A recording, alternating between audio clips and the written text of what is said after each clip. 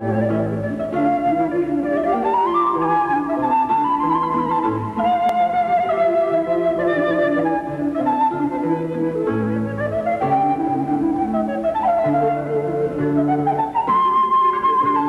four paintings are the end result of the research on landscapes that the painter had conducted throughout his career. Landscape with a woman washing her feet.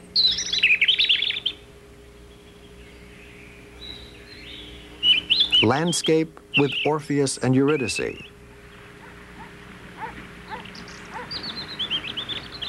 Landscape with Diogenes.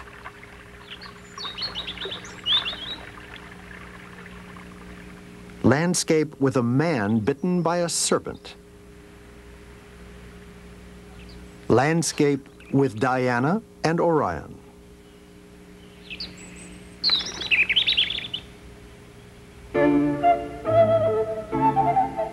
The trees are positioned in the picture so as to create connections between harmonious masses. The clouds lessen the emptiness of the sky and match the abundance of terrestrial forms.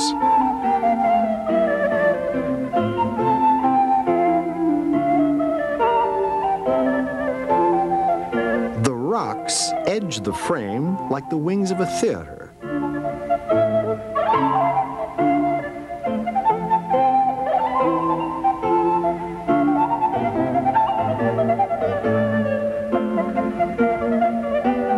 The landscape is carved throughout by successive planes staggered into the depth.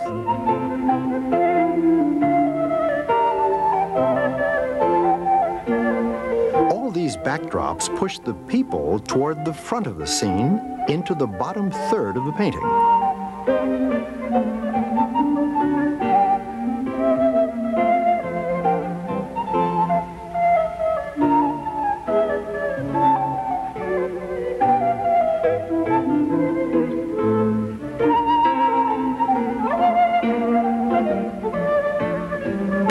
In his larger, more mature compositions were treated as sculptures. Their traits are strongly drawn and follow the rules that govern the expression of emotions in painting. Their gestures were inspired by the codes of Roman antiquity. Certain people in the Four Seasons borrow their expressive vigor as well as their noble or heroic gestures from ancient compositions. But most of them reveal a cruder workmanship and are sometimes only roughly sketched out.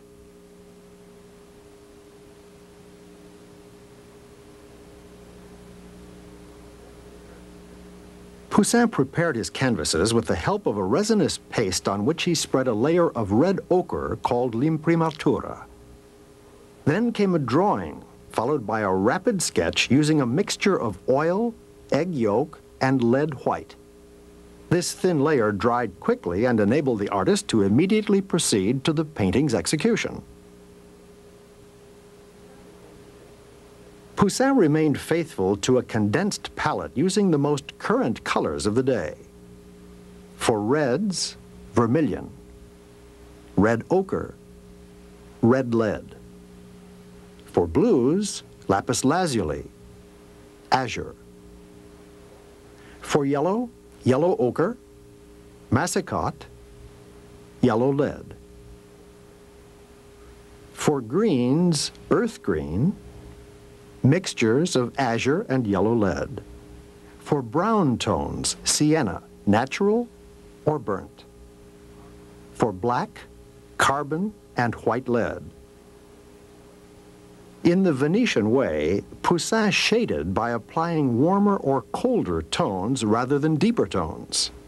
His chromatic system was based on the opposition between red and blue, that is to say, between warm and cold.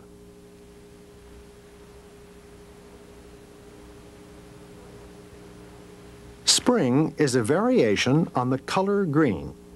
The foliage and the rocks appear to be pierced by the bright yellow of the rising sun. The blue sky is dense. Summer is a variation on warm colors. The yellow stalks of wheat, the bright colors of people's clothes against which intense blues and greens vibrate. The blue sky is pale. Autumn brings back the same colors, only muted by the fading sun. The grayish-blue storm clouds announce the coming season. Winter is a variation on shades of gray, warm gray and cold gray that flood the landscape, sky, ground, and water. The colors of the swimmers in the foreground recall the fundamental red-blue oppositions. The brush strokes are small, nearly staccato.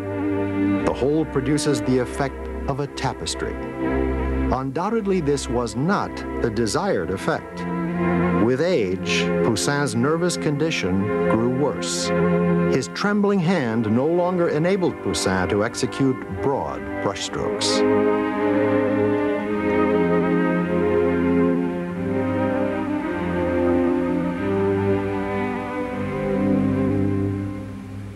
Poussin had read a great deal and was quite knowledgeable about classical culture. He researched the themes he approached. Thus, each season was illustrated with a story. With its flowered prairies, cool shades, waterfalls, birds, backgrounds bathed in a soft light, spring, the first landscape, is that of terrestrial paradise. And the nude couple is Adam and Eve at the base of the tree of knowledge. God the Father is in the act of uttering the interdict and emphasizes his words with a gesture. But Eve's gesture answers his in kind. She shows Adam the forbidden fruit and prepares to disobey. The painting illustrates Genesis, the first book of the Bible. And Poussin resumes with a great deal more simplicity the image that Michelangelo painted on the ceiling of the Sistine Chapel.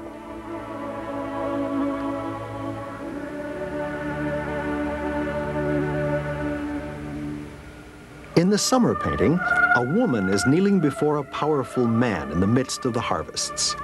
Every indication is that this is another scene from the Bible, taken from the book of Ruth. Ruth, a widow of Moabite origin, humbly asks the Hebrew Boaz, a rich landowner from Bethlehem, for permission to glean a few stalks of wheat for her mother-in-law Naomi, whom Ruth has decided to take care of. Later, Boaz marries Ruth. From their child will descend the race of David, to which one day will be born Christ.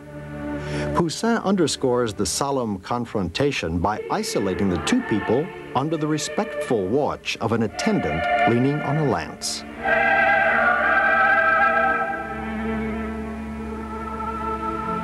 In the autumn painting, two men loaded down with a giant cluster of grapes and with pomegranates seem to be fleeing. They are on the alert, ready to draw their swords. This is another biblical episode, taken this time from the book of Numbers, which tells of the exodus of the Hebrews from the desert. Moses sent men beyond the mountains to explore the country of Canaan, where much later the Hebrews would settle. The emissaries returned loaded with fruits from the fertile country. Winter is not, as the logic of the genre would dictate, a snowy landscape. Instead, it shows a great cataclysm. Cities, mountains, countries, and men are submerged by torrential rains. Once again, Poussin chose a biblical episode, the Dead